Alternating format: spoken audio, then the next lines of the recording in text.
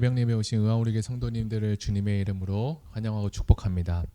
오늘은 8월 30일 시편 71편 17절에서 24절의 말씀으로 후대에 전해지는 믿음이라는 제목으로 하나님 말씀을 나누겠습니다.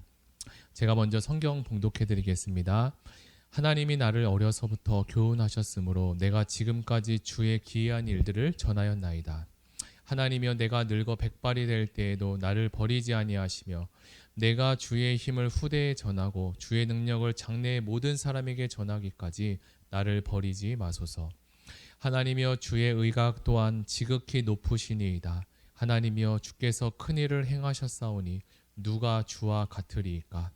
우리에게 여러 가지 심한 고난을 보이신 주께서 우리를 다시 살리시며 땅 깊은 곳에서 다시 이끌어 올리시리이다. 나를 더욱 창대하게 하시며 돌이키사 나를 위로하소서. 나의 하나님이여, 내가 또 비파로 주를 찬양하며 주의 성실을 찬양하리이다. 이스라엘의 거룩하신 주여, 내가 수금으로 주를 찬양하리이다. 내가 주를 찬양할 때에 나의 입술이 기뻐 외치며 주께서 속량하신 내 영혼이 즐거워하리이다. 나의 혀도 종일토록 주의 의를 작은 소리로 읊조리오니 나를 모해하려 하던 자들이 수치와 무한을 당함이니이다. 아멘.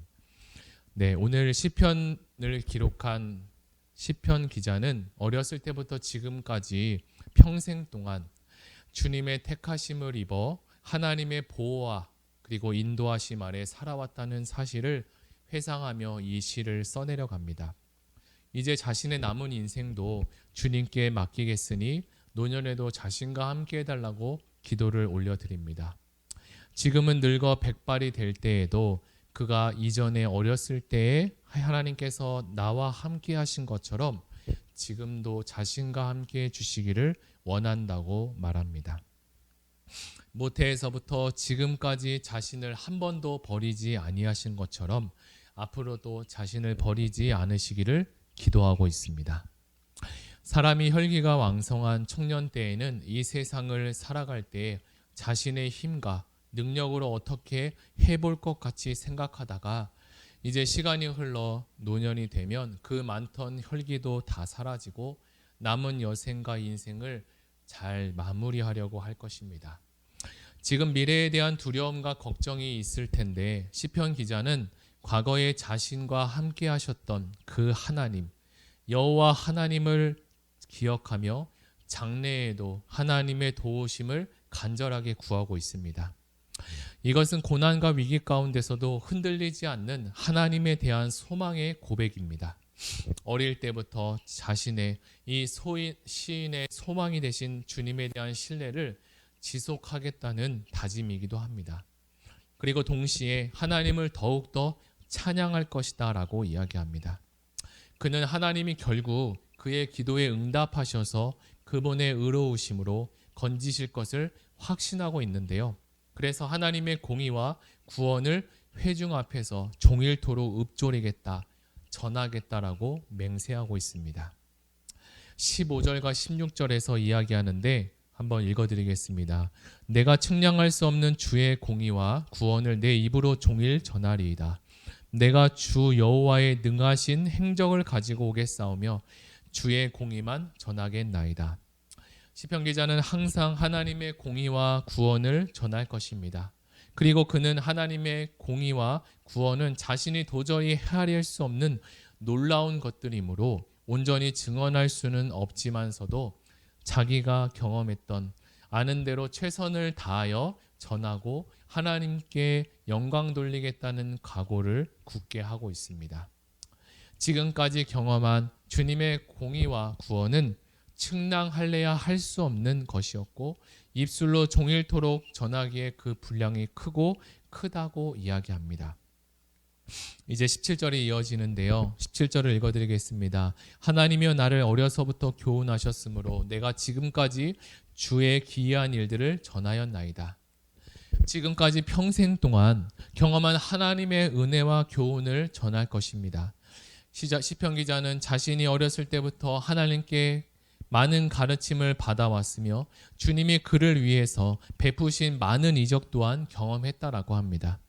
이러한 고백을 하면서도 아마도 그는 지금 그가 당면하고 있는 그 어려움도 하나님이 자신을 더 성숙하기 위한 과정이라고 생각하고 있습니다. 그러므로 이때까지 그는 자신이 하나님께 경험한 것들을 모두 사람들에게 전하고 전했는데 앞으로도 계속적으로 그렇게 할 것이라고 다짐합니다. 그는 주님이 우리에게 가르침을 주시고 은혜를 베푸실 때에는 홀로 누리기보다 다른 지체들과 서로 나누고 함께 하라고, 함께 기뻐하라고 주신 것이라는 것도 잘 알고 있습니다. 18절도 한번 읽어보겠습니다. 하나님이여, 내가 늙어 백발이 될 때에도 나를 버리지 마시며 내가 주의 힘을 후대에 전하고 주의 능력을 장래의 모든 사람에게 전하기까지 나를 버리지 마소서.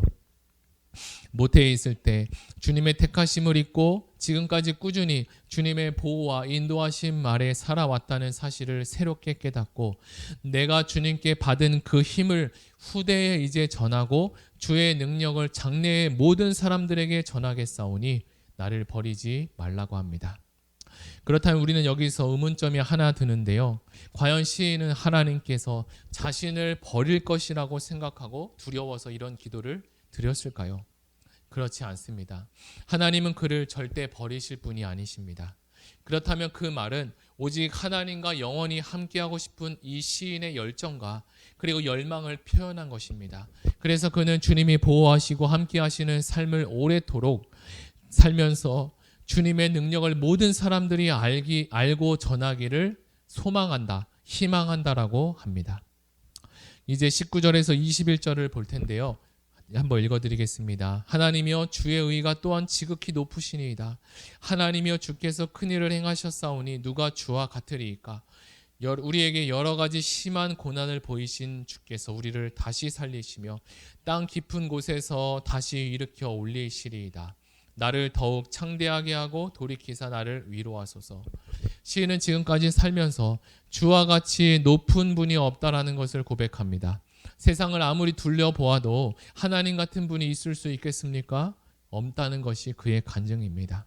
이 세상에 어느 누가 하나님과 같이 공의가 높을 수 있을까요? 그리고 자기 자녀들을 위해서 큰일을 행하실 분이 과연 누가 있을까요? 그런 경우를 한 번도 경험해 보지 못했다고 합니다. 그리고 살아오면서 여러 가지 크고 작은 고난을 당했는데 지난 날들을 생각해보고 되돌아보니까 지금과 같은 일, 즉 원수들에게 고난당하는 여러 가지 일들이 과거에도 있었을 텐데 말입니다. 그런데 그 일을 당할 때 참으로 힘이 들고 어렵기 때문에 이 시편 기자는 그 힘든 고난의 일을 땅 깊은 곳에 묻히는 일에 비유하고 있습니다. 일부 신학자들은 이 깊은 곳이라는 이 명칭을 땅속 깊은 곳에 있는 물이라고도 설명하고 죽음을 상징하는 스올이라는 해석도 틀리지 않다고 합니다. 그래서 이 땅속 깊은 곳의 의미는 여러 가지로 해석할 수 있으나 모두 동일하게 깊고 어두운 고난, 크고 깊은 고난이라는 뜻을 같은 의미를 가지고 있습니다. 결국 20절에서 죽음과 같은 현재의 극심한 고난에서 하나님이 다시 회복시키실 것에 대한 확신을 이야기합니다. 그래서 땅속 깊은 곳에서 다시 이끌어 들어 올리시겠다라고 고백합니다. 물론 그때는 죽을 것 같은 극심한 고통의 경험이 있었지만 지금에 와서 생각해 보니까 그것은 하나님이 살리신 것이다라고, 그리고 나의 삶을 더 좋은 것들로 채우시기 위해서 잠시 지나가게 하시는 연단이었다라고 합니다. 하나님과 동행하는 사람들은 경험하는 모든 일들이 우리를 성장시키고 성숙하게 한다는 뜻입니다. 때로는 이 사실을 받아들이기 어려울 정도로 깊은 고통 가운데 있을 수 있으나 이것 또한 하나님의 구원이라는 진리이기도 합니다. 이러한 사실들을 깨달은 시인은 이번 고통도 주님이 그를 한 단계 업그레이드하는 성숙하게 하는 계기로 사용하시기를 기도한다라고 이야기합니다. 그래서 그는 낙심하고 쓰러지고 힘이 없는 것이 아니라 힘을 내고 왕성하게 다시 삶을 살아갈 것이라고 소망하고 있습니다. 그것은 곧 주님이 자신을 창대케 하고 회복할 것이라는 그것을 바라는 믿음의 표현이기도 합니다. 이제 마지막 단락인데요. 22절에서 24절입니다. 나의 하나님이여 내가 또 비파로 주를 찬양하며 주의 성실을 찬양하리이다. 하나님의 거룩하신 주여 내가 수금으로 주를 찬양하리이다. 내가 주를 찬양할 때에 나의 입술이 기뻐 외치며 주께서 속량하신 내 영혼이 즐거워하리이다. 나의 혀도 종일토록 주의 의를 작은 소리로 읊조리오리니 나를 모해하려 하던 자들이 수치와 무한을 당함이니이다. 이 마지막 단락은 구원의 확신에 근거한 찬양의 맹세로 이 시편을 마무리하게 됩니다. 22절은 주님께 찬양하는데 비파와 수금으로 주의 성실하심을 찬양합니다. 비파와 수금은 어디에 쓰였는가? 성전에서 찬양할 때 이 악기들이 다 동원되었습니다. 시인은 과거를 생각해 보니까 현재와 미래에 대한 관점이 바뀐 것을 알 수 있습니다. 이러한 이유에서 성경은 자꾸 과거에 하나님이 베풀어 주신 은혜를 묵상하고 기념하라고 합니다. 그리고 무엇보다 주의 성실하심을 찬양해야 하는데 주님의 성실하심이 모태에서부터 지금까지 자신을 지켜주었고 앞으로도 그를 보호해 줄 것이기 때문입니다. 하나님의 성품은 여러 가지가 있는데 그 여러 가지의 성품 중에 성실하심이 오늘 나오는데 그 성실하심은 가장 중요한 하나님의 성품 중에 하나이기도 합니다. 그것이 바로 우리가 주님을 굳건히 믿고 의지할 수 있는 근거가 되기 때문입니다. 그 기쁨과 감격으로 악기들을 동원하여 주님을 찬양할 것입니다. 물론 목소리로도 하나님을 찬양합니다. 자신이 동원할 수 있는 모든 것을 다 동원하여 최상의 모습으로 하나님께 찬양을 올려드립니다. 자, 이제 말씀을 정리하겠습니다. 시인은 어렸을 때부터 지금에 이르기까지 여호와 신앙을 놓치지 않고 살았으며 고난과 어려움 속에서도 하나님의 성실하심을 잊지 않았다고 합니다. 이제 많은 시간을 보내고 인생을 되돌아보며 마무리하며 성동할 수 있는 사명이 무엇일까 했을 때 여호와 신앙을 후대에 전해주시는 것이라고 합니다. 이제 청년들은 신앙의 선조에게 하나님의 살아 역사하시는 이 생생한 신앙을 배워야 할 것이며 하나님을 자신의 삶 속에서 경험할 수 있도록 해야 합니다. 오늘 시편 71편의 말씀을 들었는데요. 우리가 들은 말씀을 생각하며 다 같이 기도하기를 원합니다. 그리고 함께 기도할 것은 의왕우리교회 6대 비전 중 다음 세대를 잘 세우는 공동체가 되게 해달라고 기도하시고 유치부부터 중고등부 청년에 이르기까지 다음 세대 영혼을 잘 돌아보고 섬기게 하여 주시고 모든 부서의 사역자와 교사들이 책임감과 세밀한 관심과 사랑으로 학생들을 신방하고 영적 돌봄을 받을 수 있도록 기도해 주시기 바랍니다. 우리 이 시간에 다 같이 기도하시겠습니다. 하나님 아버지 감사합니다. 오늘 시편 말씀을 통해서 이 시인이 어려움 속에 모태부터 지금까지 정말 많은 시간 가운데 하나님과 동행하며 살면서 여러 가지 인생의 일들이 있었습니다. 기쁠 때도 있고 즐거울 때도 있고 슬플 때도 있고 고난 가운데 깊은 수로가 같이 아주 어두운 땅속 깊은 곳까지 하나님 그렇게 크고 어려운 상황 가운데 있을 때에도 하나님이 놔두신 것이 아니라 보호하시고 인도하셔서 그를 그 땅속 깊은 곳에서 건져냈다고 이야기한 것처럼 하나님의 성실하신 하나님의 성품을 찬양하고 비파와 수금으로 그리고 자신의 목소리를 다해서 온 마음을 다해서 하나님을 찬양했습니다. 이제 시인이 이제 후대의 사람들에게 하나님 아버지 다음 세대에게 하나님의 복음을 전하고 하나님의 말씀 하나님의 성실하심과 하나님의 성품에 대해서 알려주었습니다.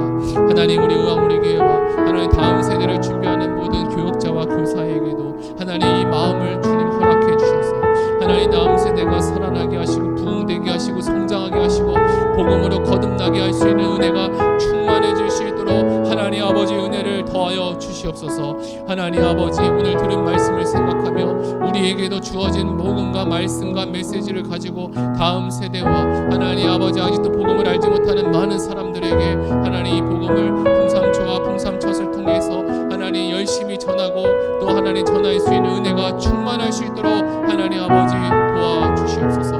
감사드리며 예수님의 이름으로 기도드립니다. 아멘. 우리 이 시간에 마지막으로 기도하실 때 가지고 오신 개인 기도 제목과 그리고 나라 민족을 위해서 다 같이 기도하시겠습니다.